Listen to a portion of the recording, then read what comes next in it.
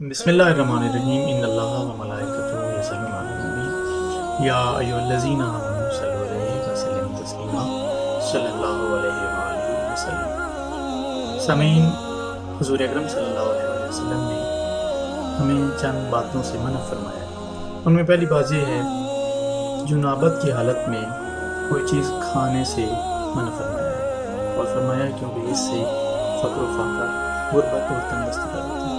آپ صلی اللہ علیہ وآلہ وسلم نے مسجد کو گزرگاہ بنانے سے منع فرمایا، کھڑے ہو کر پیشاب کرنے سے منع فرمایا، اور کھڑے پانی میں پیشاب کرنے سے منع فرمایا۔ آپ صلی اللہ علیہ وآلہ وسلم نے